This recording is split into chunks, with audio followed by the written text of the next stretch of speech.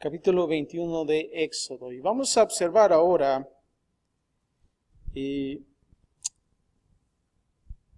lo que son las leyes para dirigir a los jueces. Éxodo capítulo 21 es leyes para dirigir a los jueces. Y vamos a comenzar en el versículo 1. Y claro, esa es la parte número 1 del versículo 1 al 11.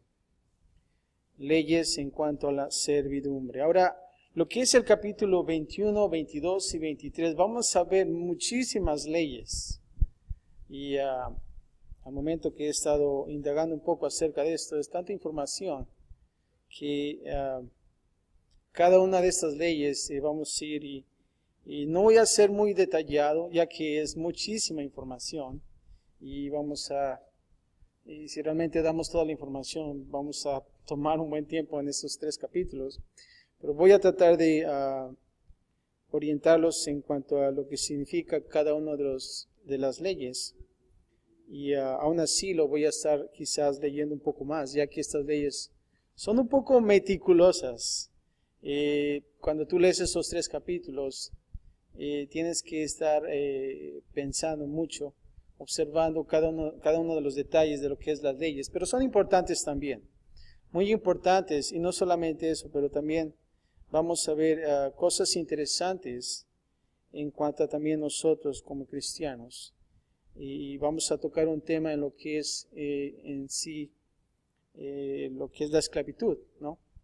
Y cómo es que surgió y de dónde viene todo esto. Pero vamos a comenzar en el versículo 1, que dice, estas son las leyes. Y esto es parte número 1 del versículo 1 al 11, leyes en cuanto a la servidumbre. ¿Estamos ahí? Y dice así el versículo 1 del capítulo 21 de Éxodo. Estas son las leyes que les propondrás. Comienza aquí una frase sencilla.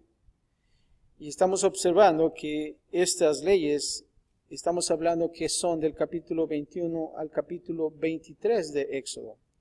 Contienen muchas leyes sobre una amplia variedad de temas. Y te voy a decir unas cuantas cosas que están dentro de estas leyes. ¿Qué es lo que incluyen estas leyes? Escucha bien esto. Las leyes incluyen la ley del trabajo en cuanto al trato de los siervos, asesinato, homicidio involuntario y asalto violento, responsabilidad hacia los animales propios y los animales de los demás, robo, responsabilidad y resolución, violación, dotes y el valor de la virginidad de una mujer, idolatría y brujería, trato de las personas marginadas en la sociedad, dinero y el préstamo de tierras, justicia y equidad ante la ley.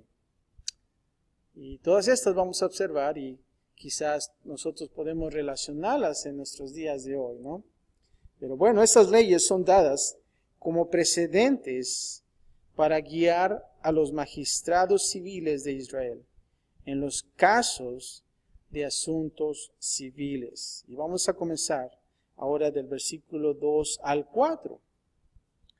Y vamos a abrir estas leyes con los esclavos hebreos, que entre paréntesis podemos decir que son siervos contratados. Esclavos hebreos, no hebreos, hebreos, ¿verdad? Son esclavos hebreos. Y vamos a comenzar leyendo del versículo 2 al 4. Y dice así: si comprares siervo hebreo, 6 años servirá, mas el 7º saldrá libre de balde. Si entró solo, solo saldrá. Si tenía mujer, saldrá él y su mujer con él. Si su amo le hubiere dado mujer, y ella le diere hijos o hijas, la mujer y sus hijos serán de su amo, y él saldrá ¿qué? solo. Qué triste, ¿no? Qué triste. Pero vamos a comenzar el versículo 2, cuando dice, si comprares siervo hebreo. Ahora, con el antiguo Israel y todo el mundo antiguo, habían personas que trabajaban por otros, dado el principio de lo que es la servidumbre. En algún sentido, ellos eran esclavos. Pero escucha bien esto, no necesariamente en el sentido brutal y degradado, ¿verdad? Como nosotros cuando escuchamos la palabra esclavo, siempre está esa brutalidad, ¿no? Y el degrado que tiene esa persona en nuestros días. Pero en aquellos días no era así, que la mayoría piensa acerca de lo que es la esclavitud. Ahora, esto es importante. Algunos piensan que la Biblia, escucha bien esto, yo sé que tú lo has escuchado. Algunos piensan que la Biblia es responsable de la esclavitud. Y quizás tú lo has escuchado de otras personas.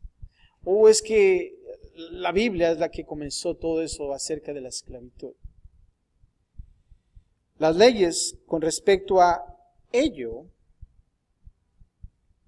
bueno, antes de eso, la verdad es lo opuesto. Escucha esto, la esclavitud ya existía mucho antes de Israel o Moisés.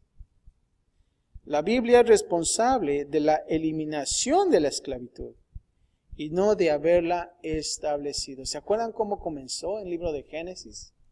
Cuando salió un nuevo rey y que vio que la nación de Israel estaba creciendo bastante.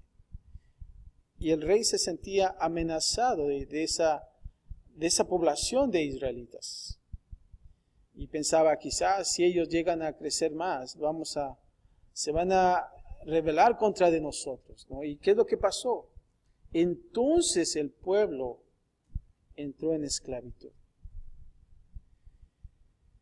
Moisés no instituyó ningún tipo de esclavitud. Las leyes con respecto a ellos fueron hechas para reprimirla, para limitarlo dentro de límites estrechos, y el acabarla era que su propósito. Era su propósito. Lamentablemente la gente no lo entiende de esta manera. Ahora fíjate lo que dice en la segunda parte del versículo 2 cuando dice siervo hebreo.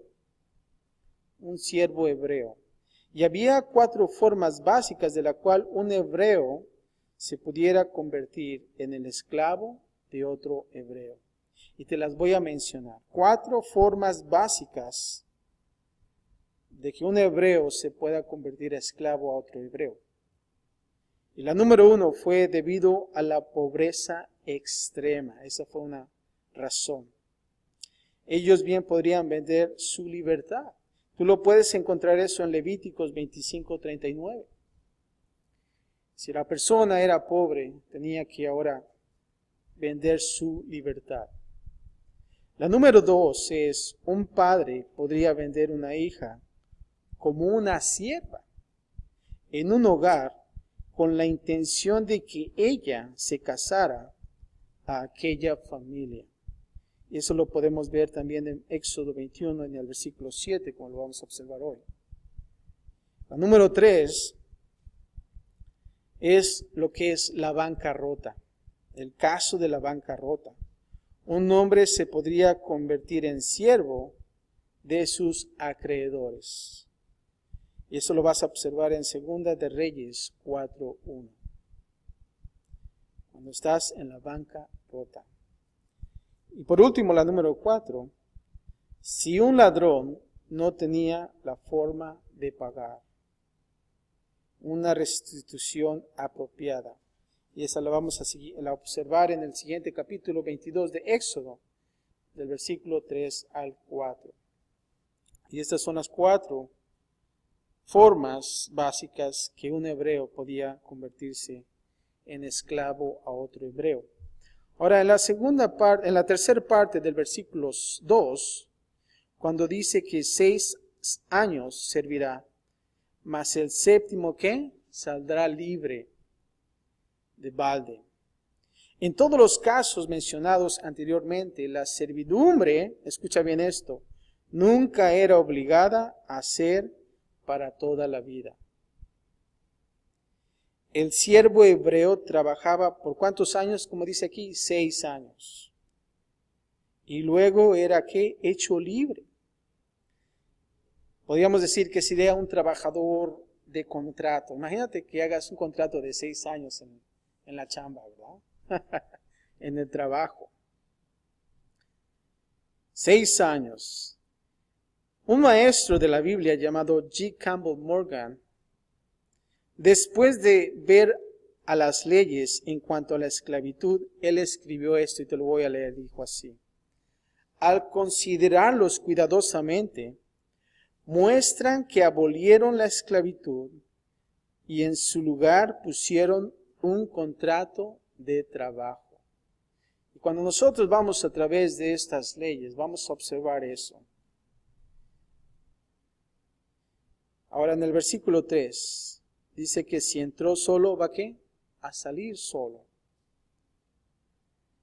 Y dice que si tenía mujer, saldrá él y su mujer con él. O sea que van a salir juntos. Al final de los 6 años. Pero ahora, versículo 4, cuando dice, si el amo proveía una esposa, y si tiene una esposa, entonces por lo tanto, ¿qué hay? Niños. La esposa y los niños se tenían que quedar con el amo hasta que ellos cumplieran sus obligaciones o pudieran ser, escucha la palabra, ser redimidos. Y qué triste sería para el esclavo, ¿no? O el siervo. Se vaya solo sin su media naranja, como dicen por allá. Eso sería un poco triste para la persona, el siervo. Pero esa era la ley. Ahora aquí la palabra solo, literalmente significa con la espalda. Por ejemplo, si podríamos decirlo así, con una espalda desnuda y nada más, sin nada. Esta provisión parece difícil para nosotros, pero la esposa era presuntamente una esclava perpetua y por lo tanto la propiedad era ¿de quién? Del amo. Y eso era lo que iba a suceder con el esclavo. Ahora, al versículo 5 y 6, vamos a ver la alianza de esclavitud. Un esclavo voluntario de por vida. Y dice así, versículo 5. Y si el siervo dijere, yo amo a mi señor, a mi mujer y a mis hijos, no saldré libre. Entonces su amo lo llevará ante los jueces y le hará estar junto a la puerta o al poste, y su amo le horadará la oreja con lesna, y será su siervo para siempre. O sea que si después de esos 6 años de servidumbre, un siervo deseara hacer un compromiso de por vida con su amo, en vista de la bondad del amo y de sus bendiciones hacia el siervo, entendemos que él podría, a través de una ceremonia, hacer un compromiso de por vida con su amo. Y a veces observamos que hay de amos a amos, ¿verdad? Hay amos buenos y hay amos malos. Y creo que cuando el siervo o el esclavo encuentra un buen amo, que es una persona que realmente da bendición, es bondadoso con sus siervos, con sus esclavos, entonces ese esclavo voluntariamente dice, ¿sabes qué? Yo me quedo. Aquí me gusta estar con mi amo. Y entonces él podía quedarse. Él podría hacer esa ceremonia, ese compromiso de por vida, de quedarse con su amo. Y aquellos que realmente dicen, no, mi amo es tremendo, no, luego nada más están esperando los 6 años, ni un minuto más, ni un minuto menos, ¿verdad? Y quieren desaparecerse de él. Pero así sucedía. Ahora, observemos de lo que es el 7 al 11. Vamos a ver los derechos de las siervas. Y dice así, versículo 7. Y cuando alguno vendiere su hija por sierva, escucha bien esto está interesante. Y cuando alguno vendiere su hija por sierva, no saldrá ella como suelen salir los siervos. Totalmente diferente, ¿verdad? Si no agradare a su señor, por lo cual no la tomó por esposa, se le permitirá que se rescate y no la podrá vender a pueblo extraño cuando la desechare. Versículo 9. Mas si la hubiere desposado con su hijo, hará con ella según la costumbre de las hijas. Si tomare para él otra mujer, no disminuirá su alimento, ni su vestido, ni el deber conyugal. Y si ninguna de esas tres cosas hiciere, ella saldrá de gracia sin dinero. Algo interesante aquí en el versículo 7, en la primera parte, cuando dice, y cuando alguno vendiere su hija por sierva. Ahora aquí el asunto que se trata parece describir la venta de una mujer joven como esclava a una familia con la intención de matrimonio. Este es el porqué del texto, explica, la tomó por esposa. Y cuando tú piensas esto, dices, wow, ¿a poco habrá padres que podrían vender sus hijas por siervas, ¿verdad? Y sí lo hay a veces, hemos visto. Pero creo que se ha puesto esta ley para que realmente si un padre, y no solamente la primera parte, pero vemos los demás, lo que sucede con esta sierva, se ponen unas leyes un poquito más fuertes. Yo pienso para que el padre, antes de poner la venta, que lo piense dos veces, ¿no? Porque no va a ser lo mismo como el siervo, sino que realmente las leyes iban a ser un poquito más fuertes. Y aún así, cuando dice en el versículo 8, en el 7, cuando dice, no saldrá ella como suelen salir los siervos. Realmente no podía salir. Versículo 8, cuando dice en la primera parte, se le permitirá que se rescate. Si su amo no se casaba con ella o decidía no darla a su hijo, escucha bien esto, el amo estaba obligado de respetar sus derechos bajo la ley de Dios. Él debía de tratarla bien y debía darle la oportunidad de escapar de la obligación de la servidumbre. Ahora en la segunda parte del versículo 8 dice, cuando dice, no la podrá vender a pueblo extraño. Aun cuando él estuviera fatigado de ella, él no la podía vender a otro amo. Eso sería un incumplimiento de la obligación de matrimonio hacia ella. Así es que había leyes también para proteger a la sierva. En el versículo 10, cuando dice, no disminuirá su alimento, ni su vestido, ni el deber conyugal. O sea que si la niña, que era recibida en el hogar con la expectación de un futuro matrimonio, no funcionaba, no se le debería de tratar de una mala manera, ¿verdad? No es como si digan, bueno, pues no funciona, ahí la voy a poner arrinconada y no le voy a dar nada, ¿verdad? Ya va a ser desechada, sino que tenía que mantener lo mismo, ¿no? No sé, por eso dice, no disminuirá su alimento, ni su vestido, ni el deber conyugal. En el versículo 11 también cuando dice, ella saldrá de gracia sin dinero. Si la casa, escucha bien esto, fallaba en sus obligaciones hacia la niña recibida en el hogar, con la expectación de un futuro matrimonio, entonces ella se le daba, ¿qué? La libertad. O sea que la podían dejar libre. Estas eran notables protecciones hacia aquellos, ¿saben con qué? Con desventajas. Porque cuando eres siervo, lamentablemente, tienes más desventajas. Y vemos aquí que había protección para esta sierva también.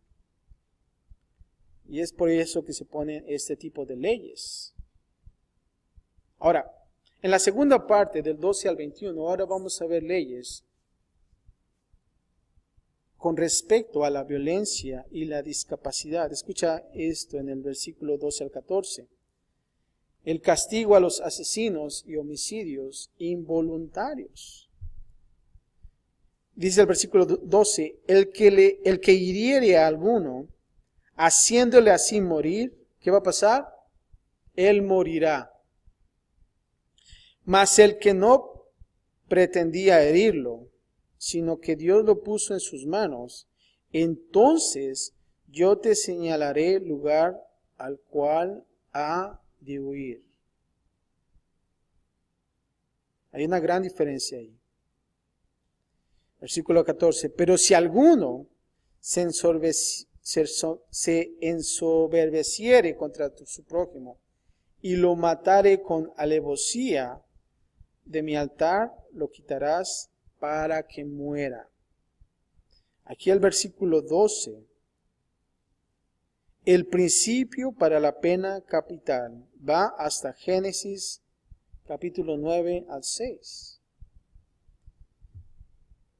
El que derramare sangre de hombre, por el hombre su sangre será derramada, porque a imagen de Dios es hecho el hombre. El derecho para que el Estado use la espada para ejecución es también, ¿saben qué? Establecida en el Nuevo Testamento. Y eso tú lo puedes encontrar en Romanos 13, del 3 al 4. Pero ahora observa el versículo 14, la primera parte, cuando dice, pero si alguno se ensoberbeciere contra su prójimo y lo matare con alevosía. Dios dijo a los jueces de Israel que buscaran evidencias de alevosía y ensoberbecia. Dios no colocó los accidentes o crímenes de pasión o negligencia en el mismo plano que los crímenes de ensoberbecia y alevosía. Y más adelante dice, de mi altar lo quitarás para que muera. El principio del castigo para los asesinos es tan importante para Dios que Él negaba a los asesinos el refugiarse en su altar. De acuerdo con casi toda la costumbre universal del mundo antiguo, un altar religioso era un lugar de santuario en contra de la justicia o venganza. Un hombre acusado podría encontrar seguridad si él huía al altar antes de que fuera aprehendido. Y aquí en el 13, en la primera parte dice, entonces yo te señalaré el lugar al cual ha de huir. Escribe estos pasajes, Números 35 y Josué 20. Dios mandó e Israel hizo ciudades de refugio. No sé si has escuchado la palabra el refugio. Hay a veces iglesias que se ponen el refugio, la cual ha de huir. Ellos tenían que ir a ese lugar que se llamaba el refugio. Estas eran ciudades selectas y preparadas en donde uno podía huir en caso de homicidio involuntario. Homicidio involuntario. Y sería protegido hasta que su caso fuera debidamente escuchado. O sea que era un lugar donde estaban ahí temporalmente, quizás hasta que todo se pudiera resolver. ¿Qué es lo que aconteció? ¿Cómo fue el caso? A versículo 15 al 17, vamos a ver leyes concernientes al homicidio de un padre. Y dice así, el que hiriere a su padre o a su madre, ¿qué pasará? Morirá. Asimismo, el que robare a una persona y la vendiere, o si fuera hallada en sus manos, también ¿qué va a pasar? Morirá. Igualmente, el que maldijere a su padre o a su madre, morirá. Para el versículo 15 dice, el que hiriere a su padre o a su madre. Hiriere debe ser tomado en el contexto de Éxodo 21:12, el cual dice, el que hiriere a alguno, haciéndole así morir, él morirá. Un hijo quien mataba o intentaba matar a un padre, ¿saben qué? Debía recibir la pena capital. Al versículo 16 también dice, el que robare una persona y la vendiere, o si fuera hallada en sus manos, va a pasar también a morir. El robar una persona, ¿cómo vas a robar una persona? Nosotros la conocemos como que secuestro, ¿verdad? Imagínate ahí en México, van a estar pesados todas esas personas. Esta ley, si se aprobaría ya, wow, tanta gente muriera, ¿no? Pero aquí cuando dice robar una persona, está hablando acerca de secuestro. Era también considerada, una ofensa capital. A los ojos de Dios, el esclavizar a un hombre era un crimen que no estaba lejos de haberlo matado. Versículo 17 dice, el que maldijere a su padre o a su madre también va a morir. La idea es de un hijo adulto que amenazara a su padre. ¿Cuántos de nosotros hemos escuchado que hijos amenazan a sus padres? La semana pasada escuché de una persona en el trabajo que fue arrestado porque el hijo había amenazado al padre y por lo tanto está en la cárcel. Qué triste es, ¿no? Y la persona me estaba pidiendo una Biblia porque realmente esta persona, este hijo, se encontraba en la cárcel y iba a ser deportado y creo que Dios está obrando ahí. Y no solamente con el hijo, pero creo que con la familia completa, ya que se están envolviendo en una cosa difícil. Pero vemos aquí, de la misma manera, iba a morir. A pesar de que esta ley era severa, ¿saben qué? Preservaba una fundación crítica para una sociedad civilizada. ¿Saben qué era? Respeto entre generaciones. Realmente yo sé que es duro este tipo de leyes, pero a veces pienso si se aplicaran en nuestros días, creo que muchas cosas se enderezarían, ¿no? La sociedad, las generaciones, el respeto de cada uno. Versículos 18 y 19. Ahora vamos a ver compensación por heridas personales. Parece como recursos humanos, ¿no? Pero vamos a ver esto, lo que dice. Versículo 18 dice, además, si algunos riñeren y uno hiriere a su prójimo con piedra o con el puño, y éste no muriere, pero cayere en cama, o sea que realmente lo golpeara bastante, ¿no? Dice versículo 19, si se levantare y anduviere fuera sobre su báculo, entonces será absuelto el que lo hirió. Solamente le satisfará por lo que estuvo sin trabajar y hará que le curen. O sea que tiene que tener aseguranza, ¿no? Versículo 18 dice, si alguno riñeren y no hiriere a su prójimo. Ahora, si debido a un conflicto, para entenderlo un poco mejor, un hombre era incapacitado para trabajar, pero cayere en cama, debido a la herida recibida por la mano del otro, ¿verdad? Hemos visto también cómo se golpean tan feo. Y más en nuestros días con los iPhones, ¿verdad? Ya no paran las peleas, ahora ya dejan grabar las peleas. Y digo, bueno, a ver, ya no sé qué pasa en nuestros días. Nos dejan que se peleen. Pero el que lo hirió debe pagar una compensación hacia el hombre y también, ¿saben quién? A su familia. Ahora, ¿es una buena ley? Yo pienso que sí, ¿no? Debe de haber compensación. El versículo 19 dice, si se levantare y anduviere fuera sobre su báculo. Y esto entendemos que si el hombre se puede recuperar de la herida, se requería que la parte culpable solo pagara por su recuperación médica y por su tiempo perdido, ¿verdad? Interesante también. Más adelante dice que le satisfará y hará que le curen. A pesar de que estos principios han sido mal utilizados por los ávaros de los días modernos, estos mismos principios aún permanecen.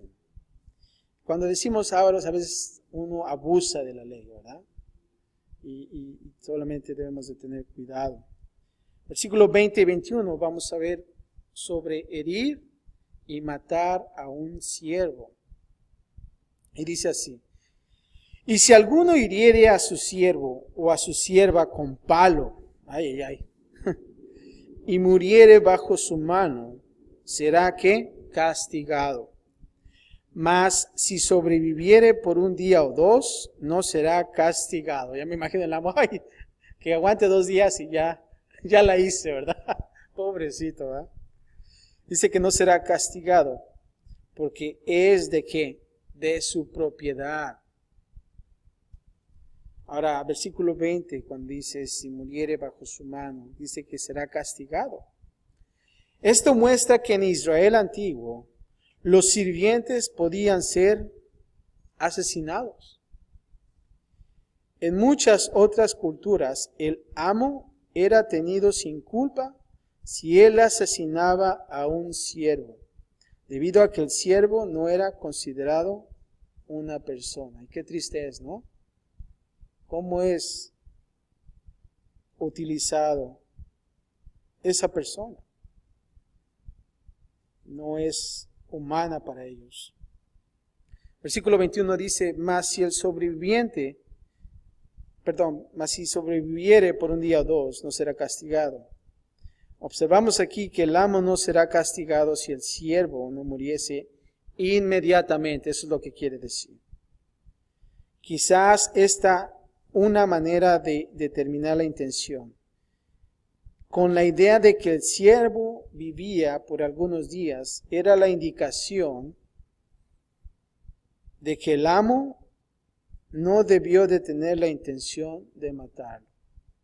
O sea que técnicamente se lo puede decir que, bueno, pues no era mi intención, ¿verdad? El hecho de intentar matarlo. Dice que no será castigado y al último dice que porque es de su propiedad. Estas leyes en conjunto crean un panorama de las ideas detrás de la esclavitud en la antigua Israel. Y cuando nosotros observamos estas leyes, nos damos cuenta de cómo estaba la condición de la esclavitud en nuestros días. Es por eso que se han puesto estas leyes. Un siervo era una persona la cual no podía ser asesinada, pero a la vez eran consideradas como propiedad del amo hasta que hayan cumplido su obligación. Ahora, estos principios nos dibujan lo que puedo decir una analogía espiritual. Espiritualmente hablando, somos propiedad de aquel a quien servimos. La pregunta es, ¿a quién sirves? ¿A Cristo Jesús o a Satanás? ¿Quién es el buen amo? Y creo que el hecho de que tú te inclines, entonces tú vas a ser tratado como tal, ¿verdad? Así es que debemos de tener cuidado en eso. Versículo 22 y 25 vemos las leyes de retribución. Y dice así el 22. Si algunos riñeren e hirieren a una mujer, e hirieren a mujer embarazada, y ésta abortare, pero sin haber muerte, serán penados conforme a los que les impusiere al marido de la mujer, y juzgaren y juzgar en los jueces.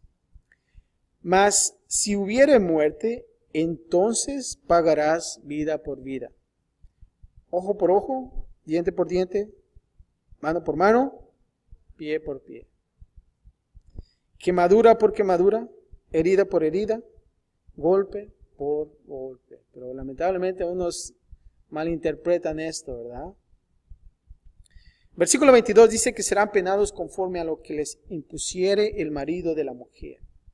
Ahora, este es un ejemplo de un caso de retribución, donde una mujer embarazada fue herida en un conflicto y ella dio a luz prematuramente. Una pena debía de ser únicamente evaluada en caso de daño permanente. Ahora el versículo 23 dice, mas si hubiere muerte, si el resultado era de daño permanente, cerca de la muerte, la cual está cubierta por otra ley, entonces habría una retribución o restitución pendiente. Y versículo 4, cuando dice, mas si hubiere muerte, entonces pagarás vida por vida. O sea que si había daño permanente, el principio de ojo por ojo siempre limitaba la retribución. Esta ley estaba intencionada para bloquear el deseo natural del hombre de venganza. No era dado como una licencia para la revancha.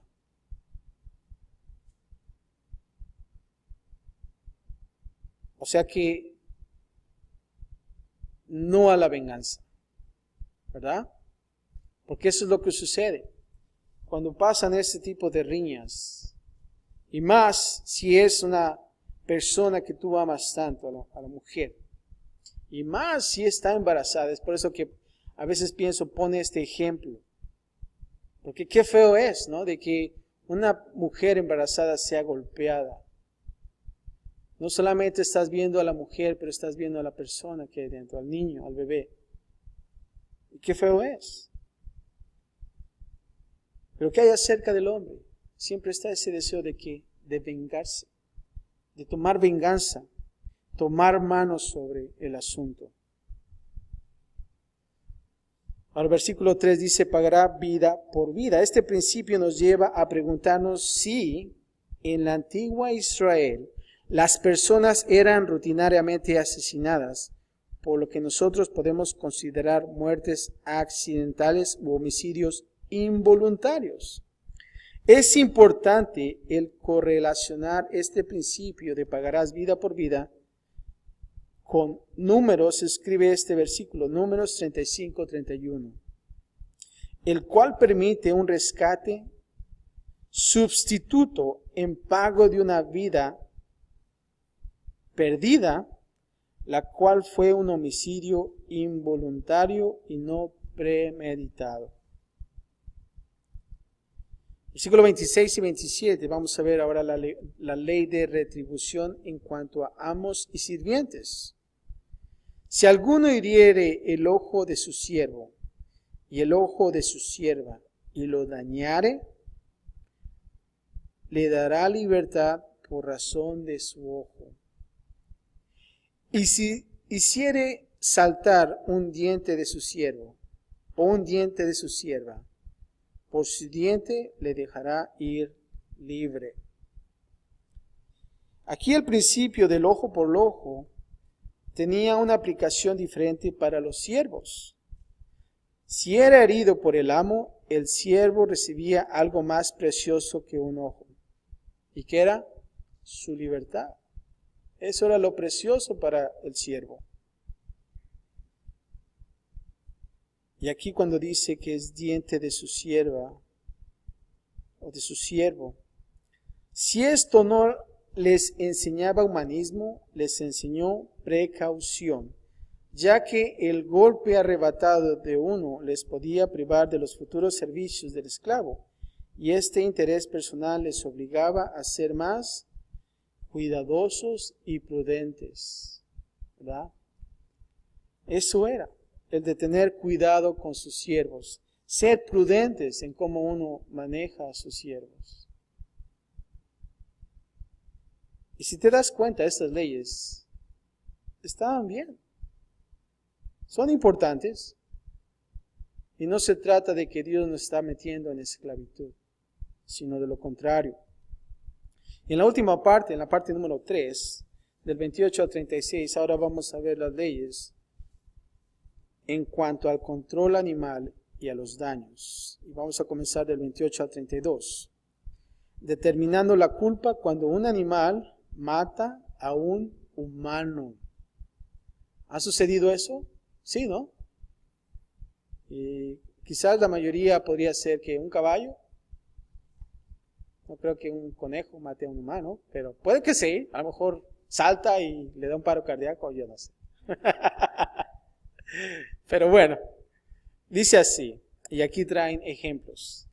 Si un buey acorneare a hombre o a mujer, y a causa de ello muriere, el buey será apedreado y no será comida su carne. Híjoles, qué desperdicio, ¿no?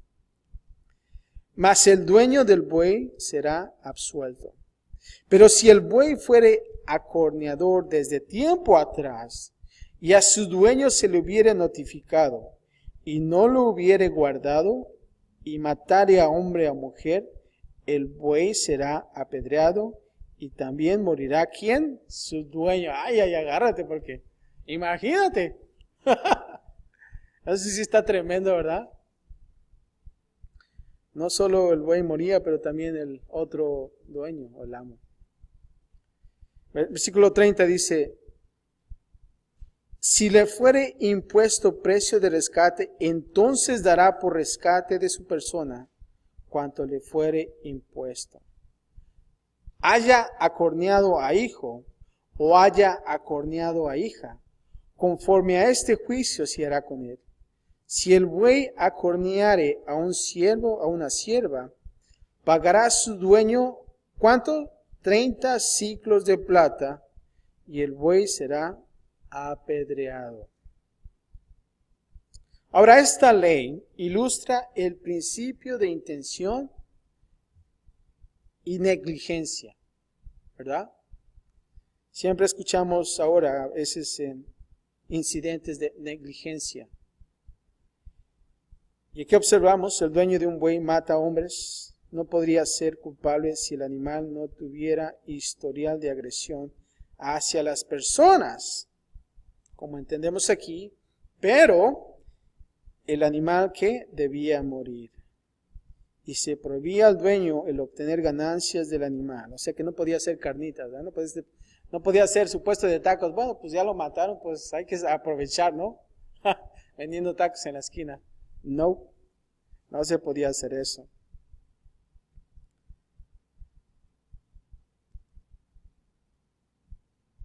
Dice, pero el animal debía de morir y se prohibía al dueño obtener ganancias del animal. Nadie debía de tener ganancias de o en cuanto a lo concerniente de una muerte accidental. Nadie.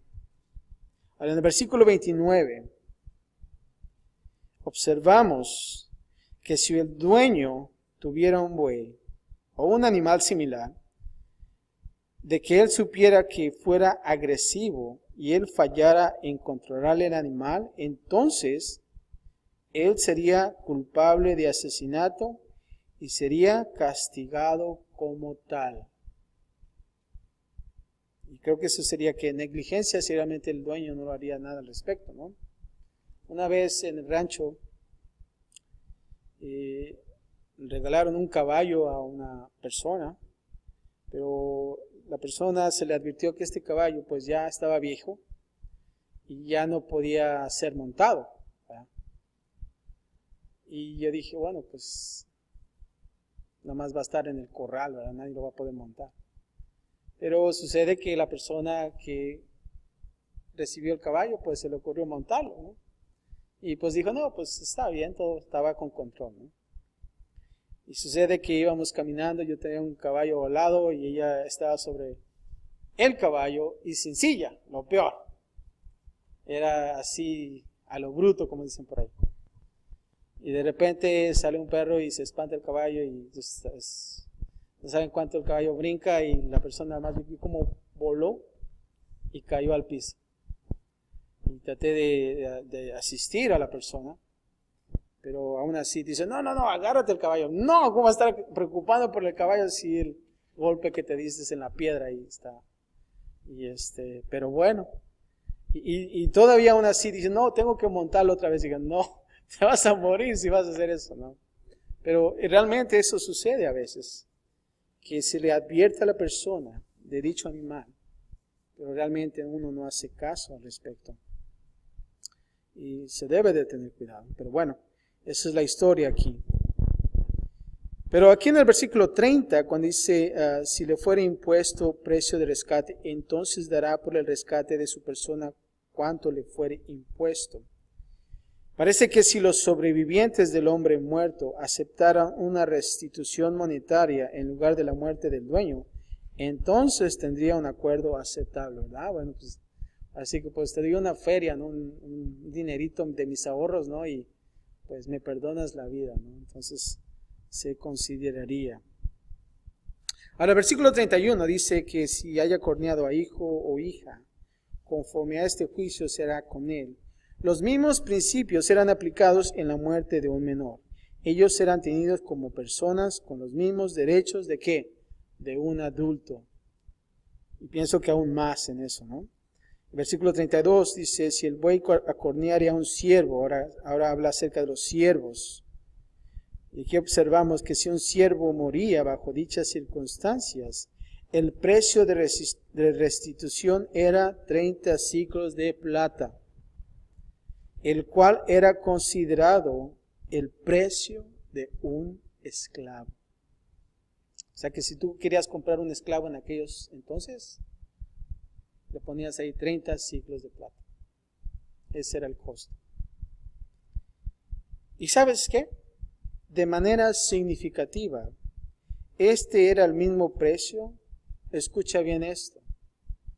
Este era el mismo precio. Escucha bien esto. Este era el mismo precio por el cual Jesús fue vendido cuando Judas traicionó a Jesús. Por la misma cantidad.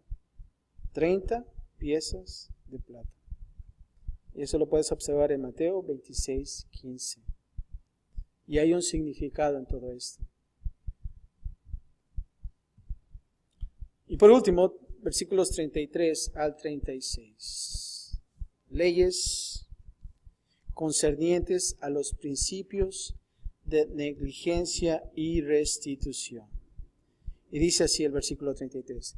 Y si alguno abriere un pozo y cavare cisterna, y no la cubriere, y cayere allí buey o asno, el dueño de la cisterna pagará el daño, resarciendo a su dueño, y lo que fue muerto será suyo. Y si el buey de alguno hiriere al buey de su prójimo, de modo que muriere, entonces vendrán el buey vivo y partirán el dinero de él, y también partirán el buey muerto. Aquí se van a las michas, ¿no? Mas si era notorio que el buey era acorneador desde tiempo atrás, y su dueño no lo hubiere guardado, pagará buey por buey, y el buey muerto será suyo.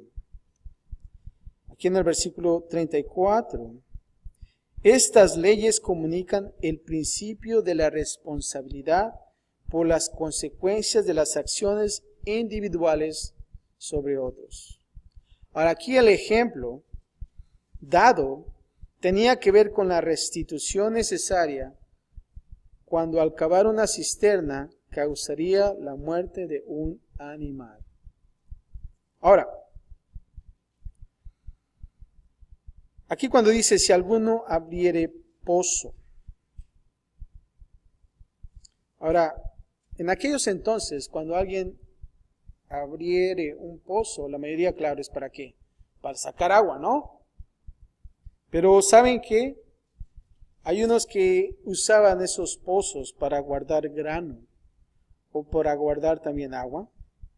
Los pozos también se usaban para atrapar animales, ¿sabías eso? Y tú lo puedes ver en 2 de Samuel 32:20. O como prisiones también para los hombres. Si tú tenías un prisionero, lo aventabas ahí al pozo. Y tú puedes encontrar un ejemplo en Génesis 37:24. Y el versículo 35, cuando dice, si el buey de alguno hiriere al buey de su prójimo, de modo que muriere. Estas leyes requirieron investigación y análisis para que la aplicación de la ley tomara en cuenta los hallazgos de las intenciones y la negligencia. Hay un sentido en la que estos son simples aplicaciones de los principios generales de justicia y equidad. Y prácticamente eso era lo que es las leyes concernientes a lo que es negligencia y restitución. Bien, esto es lo que es el último capítulo, el último versículo de este capítulo 36. Y nuestro siguiente estudio vamos a tratar de tomar los dos capítulos, si es que puedo, para ir un poquito más a prisa con estas leyes. Ya que estas leyes sí son importantes, no quiere decir que no son, pero hay tanta información que podemos leer, pero vamos a hacerlo un poquito más amena y a la misma vez seguir adelante con lo que es el libro de Éxodo. Pero interesante, ¿no lo crees? A veces vemos estas leyes y quizás dices, a mí no me gustan las leyes, por eso no estudié leyes, ¿verdad? Por eso no soy abogado, ¿para qué estoy estudiando esto aquí? ¿No? Pero si tú fueras interesante a lo que es las leyes, tú estuvieras aquí en el capítulo 21, 22 y 23. O si quisieras hacer tu propio país y cómo legislar, bueno, pues aquí está todo, ¿no? Pero bueno, vamos a dejarlo ahí y vamos a concluir con una oración. Padre, gracias te damos, Señor, por esta noche. De estos versículos, Padre, lo que podemos entender y así aplicar a nuestras vidas, Señor, que Padre, nosotros queremos ser siervos tuyos, Padre, porque sabemos, Padre, que tú eres un amo bondadoso, tú cuidas de nosotros, Señor, y tú siempre quieres lo bueno para nosotros, Señor. Padre, ayúdanos a mantenernos en ti y que nosotros podamos ser buenos siervos, Padre. Aquellos siervos por voluntad propia, Señor. Aquellos siervos que toman la decisión de estar contigo siempre, Padre, y no por obligación, Señor. Padre, gracias por este capítulo, Señor, y gracias por la porción del día. Y Padre, ahora te pedimos, Señor, que continúes trabajando en nuestras vidas, Señor. Y Padre, sabemos que a través de este capítulo, tú siempre quieres darnos la libertad, Señor, que tenemos. Y Padre, gracias te damos por esa protección que tú nos das como siervos y por todos los beneficios también que nosotros obtenemos de ellos, Señor. Te amamos, Padre, y te bendecimos por todo, Señor. En Cristo Jesús. Y todos decimos amén. Puesto de pie, hermanos.